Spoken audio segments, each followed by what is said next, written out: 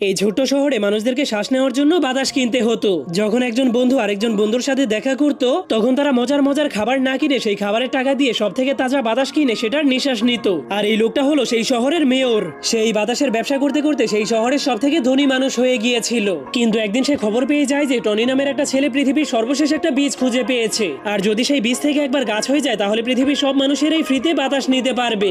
যা হলেই সেই শয়তান মেয়রের বাতাসের ব্যবসা চিরদিনের জন্যই শেষ হয়ে যাবে। এটা শোনার পরেই মেয়র তার বডিগার্ডকে নিয়ে টনি নামের সেই ছেলেটাকে ধরার জন্য জলদি করে তার বাড়ির দিকে যেতে শুরু করে। কিন্তু তখনই হঠাৎ করে রাস্তার মধ্যে তাদের গাড়ি আরেকটা গাড়ির সাথে ধাক্কা খেয়ে যায়। ঠিক তখনই এই সুযোগটাকে কাজে লাগিয়ে টনি তার পরিবারকে নিয়ে সেখান থেকে পালাতে শুরু করে দেয়। কিন্তু তখনই মেয়র তাদেরকে ধরার জন্য একটা রশিযুক্ত বন্দুক দিয়ে তাদের উপর আক্রমণ করে দেয়, যার ফলে তখনই হঠাৎ করে সেখানে অনেক বড় একটা ফ্যান চালু হয়ে যাওয়ার কারণে সেই গাছের বীজটা তাদের হাত থেকে ছুটে একটা বোতলের মধ্যে গিয়ে পড়ে যায়। যা দেখার পর যখনই সেই মেয়রের বডিগার্ড সেই বীজটাকে নেওয়ার জন্য সেখানে যেতে শুরু করে, তখনই হঠাৎ করে সেই গাড়িটা উল্টে যাওয়ার কারণে সেই গাড়িতে থাকা সবগুলো